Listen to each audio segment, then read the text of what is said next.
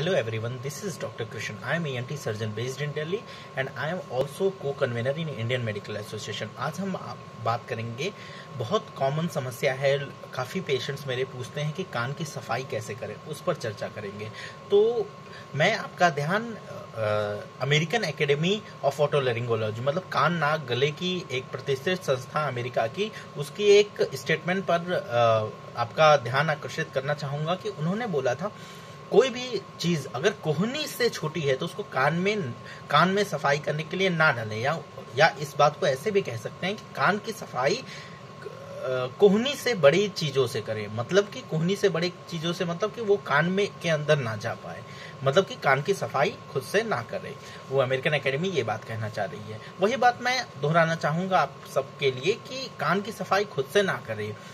कान की अगर सफाई आपको कोई दिक्कत लगती है तो आप ENT डॉक्टर की परामर्श लें, उनके हिसाब से उन्हें जो सही लगेगा वो आपकी इलाज करेंगे और कान की सफाई जरूरत होगी तो करेंगे एंडोस्कोपी या फिर ऑटोस्कोपी द्वारा। ठीक है।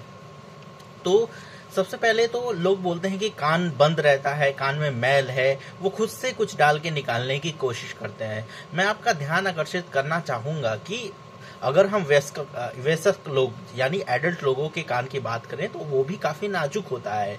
ये इंद्रियों में से एक इंद्री है और ये काफी नाजुक होती है। उसमें कोई भी नुकीली चीज या कुछ भी डालने से और बिना ऑब्जर्वेशन के और कान के अंदर क्या है, कैसे है, जो संरचना है उसके बारे में हमें प्रॉपर जानकारी नहीं होती, तो अगर हम ऐसे कान के अंदर कुछ भी डालेंगे उससे कान में पर्दे में चोट लग सकती है। कान मिडिल ईयर मतलब कि अंदर के जो कान होती है, बीच वाली कान जो होती है उसमें हड्डियां होती हैं, उसमें चोट लग सकता है, उससे हमारा सुनना भी इफेक्ट हो सकता है।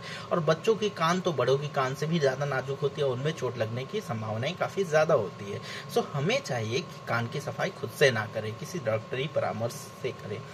कई पेशेंट मेरे से बोलते हैं कि मेरे कान में दिक्कत है, आप नाक के ड्रॉप्स क्यों दे रहे हैं। तो मैं आप सबको एक चीज बताना चाहूंगा कि कान, नाक और मुंह आपस में कनेक्टेड होता है, और अगर नाक की दिक्कत है या मुंह में इन्फेक्शन है तो उससे कान में भी दिक्कत हो सकती है।